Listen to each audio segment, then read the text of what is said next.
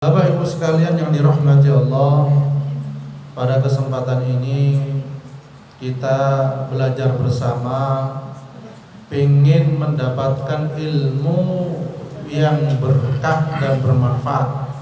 Pengen betul? Nah, karena nopo ilmu niku diwajibkan bagi siapa? Kita semua umat Islam, baik laki-laki maupun perempuan. Terus bagaimana adab dan etika di dalam menuntut ilmu? Pak Guru misalipun panjenengan mengajar, otomatis dalam mengajar senang kalau ilmunya diamalkan. Ngaten nggih? Ada apa yang pertama kita niku dari rumah menata niat pados ilmu bareng-bareng teng mriki. Jadi pados ilmu bareng-bareng teng mriki. Innamal a'malu binniyat wa innamal likulli imri'in ma nawa faman kanat hijratuhu ila Allah wa rasuli fa hijratuhu ila Allah wa rasuli wa man kanat hijratuhu lidunya yusibuha aw imra'atin yankihuha fa hijratuhu ila ma hajara ilaihi. Jadi noto niat, menata niat di dalam mencari ilmu niku adalah hal yang paling utama dan sangat penting. Dalam hadis tadi disampaikan bahwa sebuah perbuatan dinilai berdasarkan niatnya, dan tiap orang mendapatkan apa yang diniatkan. Mereka yang hijrah karena Allah dan Rasulnya, maka Allah Subhanahu wa ta'ala dan Rasulnya akan membalas orang tersebut. Namun mereka yang hijrah karena hal yang bersifat duniawi atau wanita yang akan dinikahi, maka dia akan mendapatkan hal tersebut. Niki adalah tataran niat ya. Dari rumah kita berniat menuntut ilmu karena Allah Subhanahu wa ta'ala. Kemudian yang kedua, agar ilmu yang kita dapatkan itu berkah dan bermanfaat, maka yang kedua adalah bersungguh-sungguh temenan. Jadi seorang muslim harus bersungguh-sungguh di dalam menuntut ilmu ya, agar memberikan hasil ingkang sae. Rasulullah sallallahu alaihi wasallam bersabda yang artinya, sungguh Allah Subhanahu wa ta'ala telah menetapkan ihsan dalam segala hal. Jika kalian berperang, maka lakukanlah yang terbaik. Jika sedang menyembelih hewan, maka lakukan juga usaha terbaik. Salah satu dari kalian mengasah pisaunya, sedangkan yang lain menenangkan hewan yang akan disembelih. Jadi niki bersungguh-sungguh niku bukan sekedar mengasah hewan, mengasah pedang ya, atau pisau ketika mau menyembelih hewan, tetapi sebagian yang lain juga menenangkan hewannya. Wonten tiang nyembelih hewan, hewannya dikudoi, ayo sembelih mati ya mari ya. Dia dedet mari ya. Kemudian ini kuda mawon lek dilus-elus dikosok-kosok meneng mboten? Seneng. Panjenengan sing gak ada kucing, ibu-ibu gak ada kucing mboten? Wonten sing gak ada kucing. Dilus-elus, dipangku, biasanya nurut mboten, Bu? Nurut napa malih diwakani wak klothok utawa sentrat nggih. Tambah seneng. Niku kucing. Jadi intinya hewan pun ketika kita lakukan, kita openi dengan sungguh-sungguh nurut. Begitu juga dengan ilmu, ketika kita pelajari dengan sungguh-sungguh, insyaallah bermanfaat, berkah. Contohnya pun hewan iku sampai harimau, hewan yang paling ganas. Ketika dirawat dari kecil sampai besar pun jarang harimau niku mangan tuan rumah. Gini mboten? Nggih. Tapi lek tiyang masih dirawat dari kecil sampai gede, biasa sing ngrawat dipangan mboten? Dipangan sak dunyane katen bae. Ada yang seperti itu. Nah. Jadi ngaten. Lala ilmu ketika kita rawat dari kecil sampai besar, insya Allah kelak kita akan mendapatkan apa? Manfaat ilmu yang bermanfaat, penolong kita di alam kubur. Jadi kemudian yang ketiga adalah ilmu yang berkah dan bermanfaat itu ketika mencarinya kita tawakal. Tawakal, pasrah sepenuhnya kepada sinten? Allah Subhanahu wa taala. Fa idza azamta fatawakkal 'ala Allah. Jadi ketika kita membulatkan tekad di dalam mencari ilmu ini, kita bertawakal kepada Allah Subhanahu wa taala, pasrah kepada Allah. Ya Allah, ilmu yang saya tuntut ini adalah ilmu yang darimu, Al-Quran dan Sunnah. Semoga ilmu yang saya tuntut ini bermanfaat untuk kehidupan apa? Di dunia dan di akhirat. Kemudian yang keempat adalah agar ilmu bermanfaat itu kita berusaha menjauhi maksiat. Melakukan taat, menjauhi maksiat. Dalam hadis disampaikan seorang hamba dari Abu Hurairah radhiyallahu anhu, Rasulullah sallallahu alaihi wasallam bersabda, seorang hamba apabila melakukan suatu kesalahan maka dititikkan dalam hatinya sebuah titik hitam. Jadi umpami kita itu gak ada kesalahan, maka teng ati niku ada titik hitam. Apabila ia meninggalkannya dan meminta ampun serta bertaubat, hatinya dibersihkan. Wonten titik satu cepat dibersihkan dan bertobat kepada Allah Subhanahu wa taala. Kemudian apabila ia kembali berbuat maksiat, maka ditambahkan titik hitam tersebut hingga menutupi hatinya. Itulah yang diistilahkan ar-ron, yang Allah sebutkan dalam firman-Nya. Sekali-kali tidak demikian, sebenarnya apa yang selalu mereka usahakan itu menutupi hati mereka. Jadi tidak pernah dibersihkan titik yang bernoda di dalam hati, lama-kelamaan hati ini peteng. Kados kaca, seperti kaca, ketika tidak pernah dibersihkan titik satu dibiarkan, titik dua dibiarkan, akhirnya apa? Kaca gelap, boten? Gelap. Kaca mobil mawon tidak pernah dibersihkan, apalagi hutan-hutan, peteng boten, Mbak? Peteng. Nggih, boten saged nikali. Nggih, napa malih terjembar terusé oleh hujan anu nggih batu nggih. Es batu maksudnya. Hujan es, masyaallah. Sehingga beberapa listrik kena. Bayangkan nggih kalau mulai hujan es tanda-tanda, Bu. Nggih. Kayak hujan duit, nah kasih rebutan. Kemudian yang kelima, agar ilmu kita niku berkah dan bermanfaat napa? Yaitu berdoa, donga. Saged dongane ibu-ibu? Napa dongane? Allahumma inni a'udzubika minal hammi wal hazani wal ajzi wal kasali wal bukhli wal jubni. Terus napa? Ya, wa min ghalabatid daini wa qahrir rijal. Monggo bareng-bareng. Allahumma inni a'udzubika minal hammi wal hazani wal ajzi wal kasali wal bukhli wa min ghalabatid daini wa qahrir rijal. Sampun hafal? Boten, jujur menondo. Niki doa seperti ini berlindung kepada Allah dari kecemasan dan kesedihan, dari kelemahan dan kemalasan, malas ibadah, malas menuntut ilmu, ya, dari sifat sesat dan pengecut, dan dari beban hutang, dan dari penguasaan manusia atau intimidasi manusia. Niki doa yang umum yang harus kita lakukan. Okay. Jadi kemudian jika menemui kesulitan,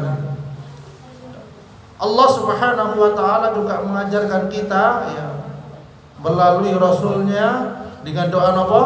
Allahumma la sahla illa ma ja'altahu sahla wa anta taj'al hazna idza syi'ta sahla. Sampun hafal?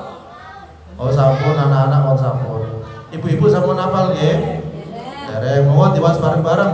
Allahumma la sahla illa ma ja'altahu sahla wa anta taj'alul hazna idza syi'ta sahla. Allahumma la sahla illa ma ja'altahu sahla wa anta taj'alul hazna idza syi'ta sahla. Allahumma la sahla illa ma ja'altahu sahla wa anta taj'alul hazna idza syi'ta sahla. Sampun hafal Bu? Pak? Oh alhamdulillah, hafal niku wae nggih. Duka benjing. Nggih, dituntun insyaallah hafal lama-lama nggih. Artosipun napa? Ketika mengalami kesulitan kita dianjurkan berdoa niku wau yang artinya adalah ya Allah. Nggih, monggo sareng-sareng ya Allah. Tidak ada kemudahan kecuali Kau buat mudah, dan Engkau menjadikan kesedihan atau kesulitan jika Engkau kehendaki pasti akan menjadi mudah. Amin. Tidak ada dan daya dan kekuatan kecuali dari Allah Subhanahu wa taala. Jadi kita itu minta pada Allah. Kita mengadukan pada Allah, ya Allah, la haula wala quwwata illa billah. Tiada daya dan kekuatan kecuali dari Allah, dari Allah Subhanahu wa taala. Kemudian agar ilmu yang kita dapatkan bermanfaat itu yang keenam, berprasangka baik. Jadi seorang muslim niku diharapkan selalu berprasangka baik atas ketetapan Allah Subhanahu wa taala. Meskipun hasil dan proses pencari ilmu itu tidak sesuai dengan yang direncanakan. Wonten sing pengin golek ilmu dadi tentara, kinten-kinten sing daftar tentara diterima sedaya mboten? Mboten. Wonten sing puterane tentara mriki nggih. Wonten TNI, Tentara Tani Indonesia. Alhamdulillah. Tentara Tani Indonesia. Nggih, tani wonten. Wonten sing daftar di kedokteran, kemudian gak diterima, ternyata jadi tentara misalnya pun. Jadi ngoten, berprasangka baik sesuai dengan ketetapan Allah Subhanahu wa taala. Mungkin itu yang terbaik. Mungkin itu yang terbaik. Wa asa takrahu syai'an wa huwa khairul lakum wa asa tuhibbu syai'an wa huwa syarrul lakum wallahu ya'lamu wa antum la ta'lamun. Ya, dalam surah Al-Baqarah ayat 216 ya.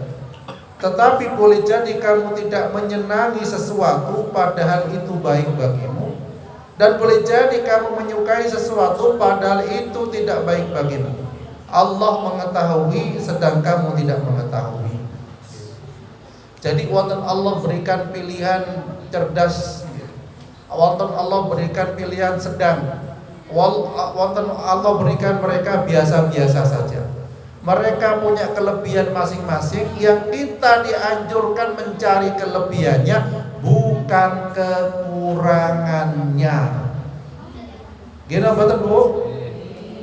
Kalau kita melihat seseorang jangan dinilai kekurangannya tapi cari kelebihannya. Ada guru kelebihannya bahasa Inggris, ada guru kelebihannya bahasa Jawa. Ustadz Nurdin kemarin dalam tapi. Nah, ini Masya Allah multifungsi. Wis imam dalam menewas. Tuh kok sing didalangi joget-joget ta mboten. Nah, jadi wonten guru sing ahli olahraga nggih nggih. Olahraga, Masya Allah. Jadi macam-macam. Dan Allah kadang berikan kelebihan, wis iso bahasa Inggris, iso olahraga, wis iso macam-macam. Nah, itu kelebihan yang Allah berikan. Supados nopo mencari pahala sebanyak-banyaknya dengan bidang ilmu yang dia dapatkan. Jadi ilmu itu bukan untuk kesombongan, bukan untuk mendolimi orang lain, tapi adalah dalam rangka mendekatkan diri kepada Allah Subhanahu wa Ta'ala. Kemudian agar ilmu kita berkah yang ke-8 adalah jangan ragu bertanya kalau tidak mengetahui. Tanya kepada sinten, fas'alu ahla dzikri in kuntum la ta'lamun. Maka bertanyalah kepada orang yang mempunyai pengetahuan jika kamu tidak mengetahui. Berobat dari gangguan jin dan sihir. Takone teng sinten? Teng sing semerap, sanes dukun. Ya, dukun itu kerjasama kali jin. Tanya sing semerap peruqyah syar'iyah atau para ustadz kiai yang tahu tentang itu. Ya. Kemudian selanjutnya adalah agar ilmu kita itu barokah dan berkah ya, dan bermanfaat. Hormati guru. Ya. Misalnya kita punya guru, kita berusaha untuk menghormatinya ya. Dalam rangka apa? Supaya ilmunya bermanfaat. Panjenengan sama seberapa bagaimana caranya menghormati para guru ya. Disampaikan di dalam kitab Mubabah hadis ya, barang siapa memuliakan orang alim atau guru, maka ia memuliakan aku ya. Jadi dalam kitab Lababul Hadis niki dijelaskan bahwa seorang yang memuliakan guru sama dengan memuliakan Allah Subhanahu wa Ta'ala.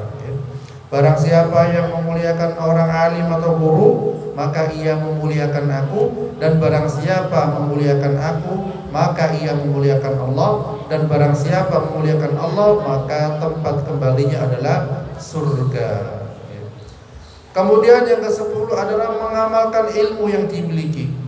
Jadi seorang muslim yang telah menuntut ilmu dianjurkan untuk mengamalkannya, sebab jika ilmunya tidak diamalkan maka termasuk golongan orang yang celaka. Sebagaimana Rasulullah SAW bersabda, celakalah orang yang tidak berilmu dan celakalah pula orang yang berilmu namun tidak mengamalkannya. Ini hadis riwayat Abu Nuaim ya. Jadi wonten kisah ya, karena seorang ayah, ada seorang ayah nggak ngerti tentang ilmu. Seorang anak ini ku nggak ada anak, ya. Anak ini ku sering pakai siwak. Ya. Sana susah from di sana. Jadi siwak ini kan sunnah sendiri. Ya. Sunnah buatan bu? Ah, sunnah. Ya. Di depan orang tuanya anak itu bersiwak, tahu. Ya. Kemudian benci si ayah tadi kepada siwak. Siwaknya diambil, dibanting, atau dibanting nun sewu. Siwaknya taruh di belakangnya dia, dibokongnya maksudnya, dihina maksudnya. Ya. Karena yang dihina itu adalah sunnah Nabi Muhammad SAW. Apa yang terjadi? Tidak berlangsung lama, tangannya seorang ayah itu sakit, terinfeksi, dan mungkin harus diamputasi. Salah satu gara-gara apa? Menghina ilmu sunnah Nabi Muhammad SAW. Perkara sepele, tetapi Allah Subhanahu wa Ta'ala meninggikan siwak itu. Ya, itu salah satu contohnya. Jadi intinya apa? Ketika kita belum paham suatu ilmu, paling tidak kita tidak menghinanya, tidak mencemoohnya, tapi kita mohon pada Allah, ya Allah, saya belum bisa ngamalkan ilmu ini, ampuni hamba-Mu ya Allah. Soalnya wonten tiang wonten tidak suka pada suatu amalan, kemudian dihina, ya itu tadi terjadi apa? Kemurkaan Allah Subhanahu wa Ta'ala. Misalnya wonten tiang sing boten siap berhijab, nggih boten usah menghina yang sudah berhijab, nggih sing jilbaban. Wonten tiang sing jilbaban ombo, kita boten saged nggih boten usah menghina sing jilbaban ombo. Misalnya ngoten. Jadi kita hanya mohon pada Allah, ya Allah berikanlah kemampuan saya untuk berhijab syar'i misalnya ngoten. Jadi itu adalah salah satu adab kita ketika belum bisa menjalankan ilmu, paling tidak menghina ilmu. karena azabnya naudzubillah sangat besar ya. Mudah-mudahan kita semua diberikan ilmu yang bermanfaat, bisa mengantarkan kita bahagia dunia dan akhirat, dan kita tetap istiqomah dalam menjalankan taat, menjauhi maksiat agar mendapatkan ya pahala yang berlipat dari Allah yang Maha Kaya dan Maha Kuat. Amin ya rabbal alamin. Kurang lebihnya mohon maaf. Subhanakallahumma hamdik asyhadu an la ilaha illa anta astaghfiruka wa atubu ilaik. Assalamualaikum warahmatullahi wabarakatuh.